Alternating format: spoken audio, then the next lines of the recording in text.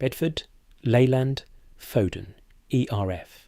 In 1960, these four giants owned truck manufacturing. Then came Mercedes. Worth opened in 1965. The NG launched in 1973. By 1996, the Actros was unstoppable. Four legendary British companies, one German competitor, an entire industry destroyed. This is the story of how Mercedes defeated Britain's greatest truck makers and dominated the world. Britain owned the truck world in 1960. Bedford, Leyland, Foden, ERF and Atkinson were kings.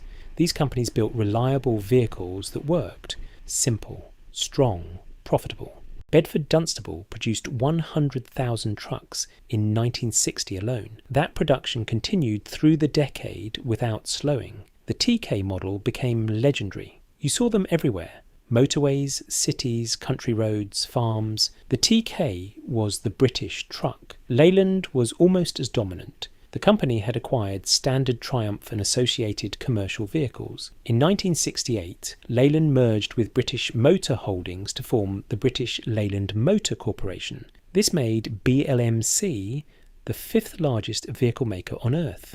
Leyland owned Albion, Scammell, AEC and Thornycroft. One British company controlled the entire market. Foden and ERF were independent builders, but commanded respect. Foden started in 1856 as a steam wagon manufacturer.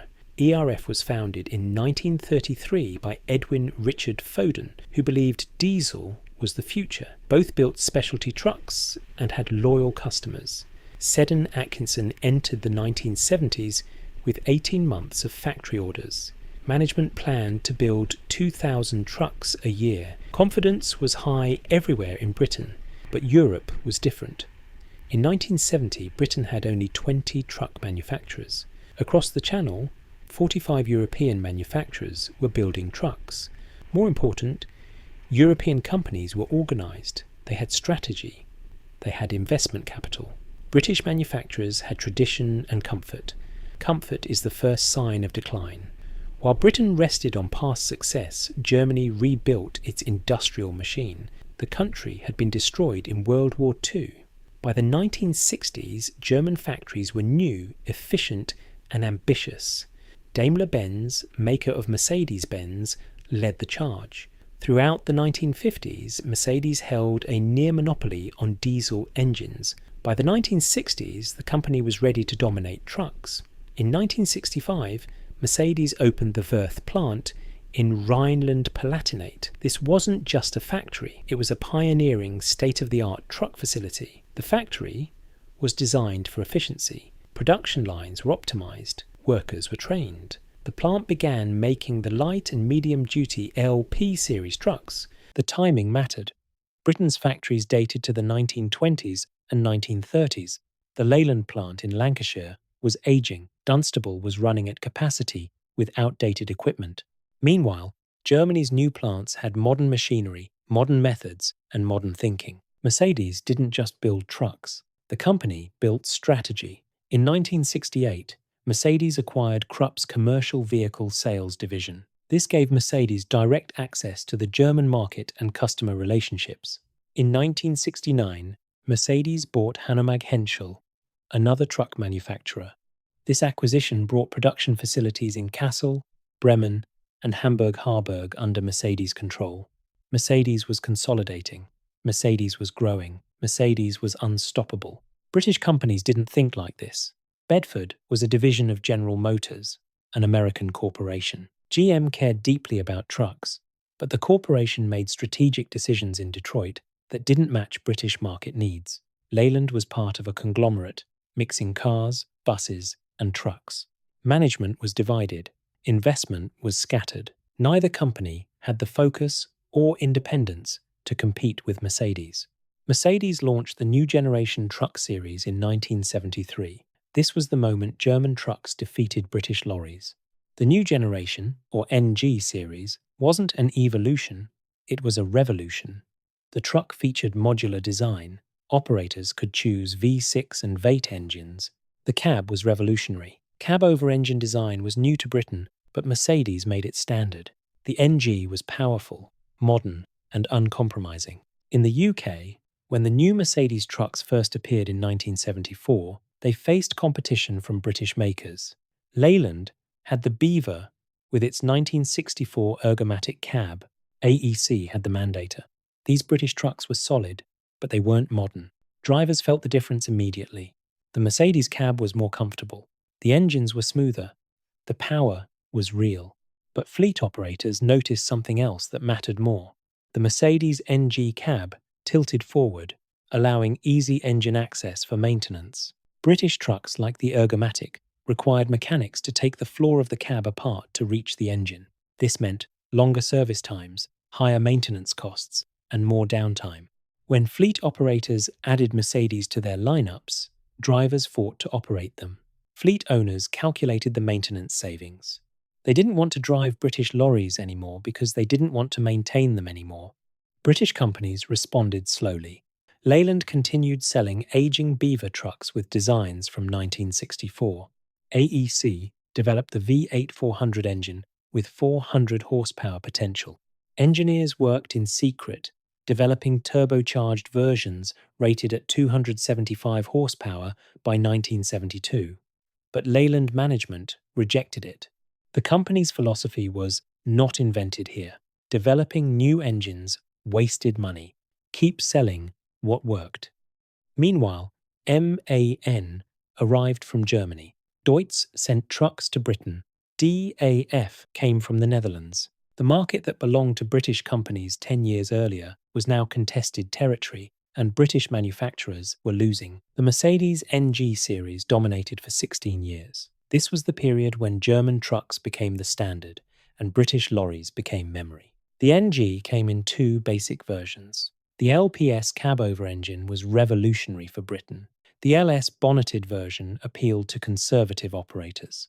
Both featured modern V6 and V8 diesel engines. Both offered reliability that British competitors couldn't match.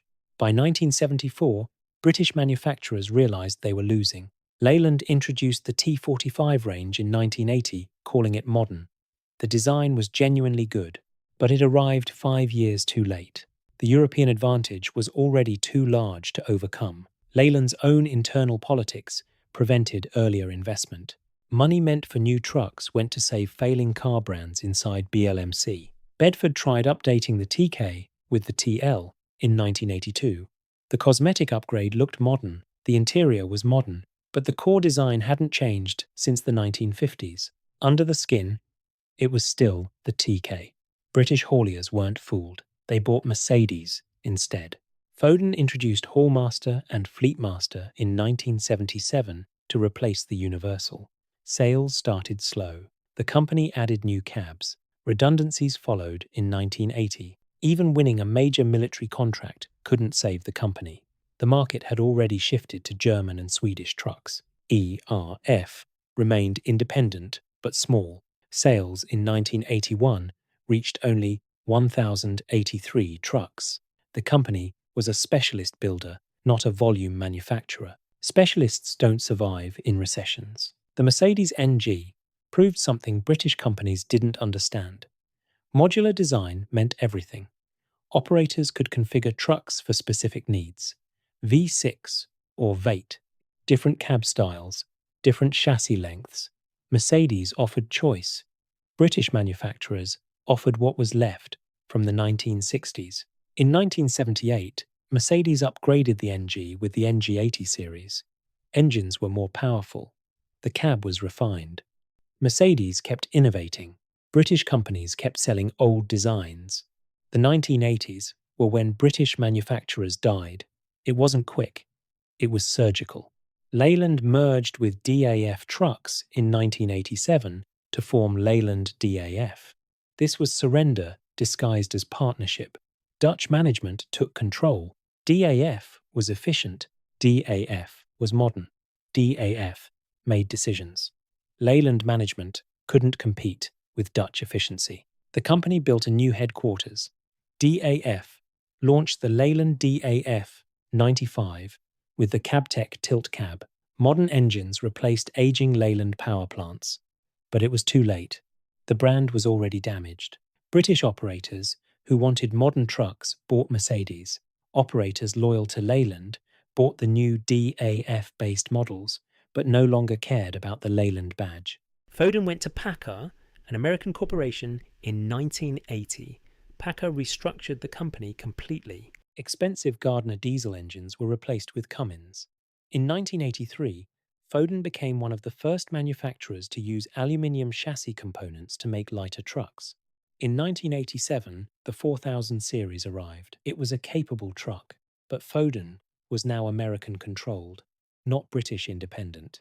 ERF was bought by Canadian truck maker Western Star in 1996, but the German company MAN acquired ERF from Western Star in 2000. MAN replaced ERF's traditional engines with MAN diesel units. The company kept the ERF badge for market recognition, but it was now a German truck wearing a British name.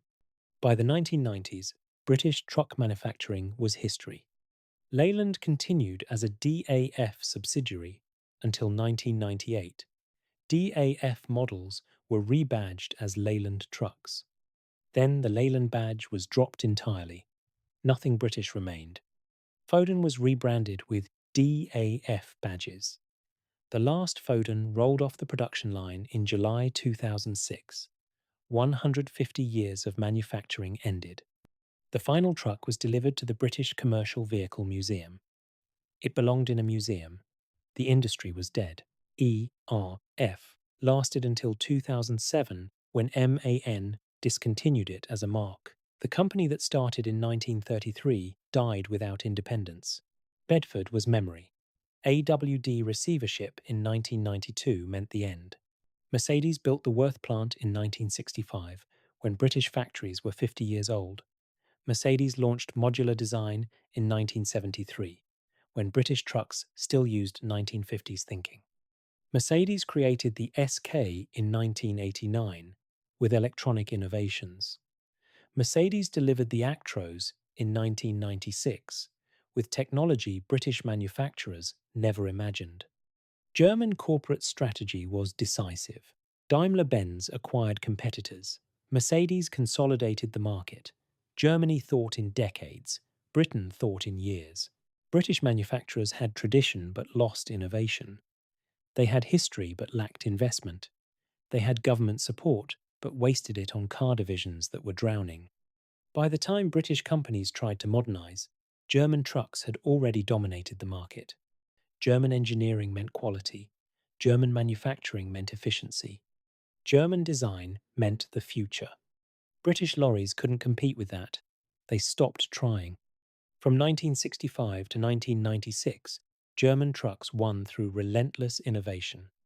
Mercedes opened Worth in 1965, launched the NG in 1973. Bedford's TK remained unchanged from 1959 to 1986. Leyland's T45 arrived 5 years too late. Foden and ERF lacked resources to compete.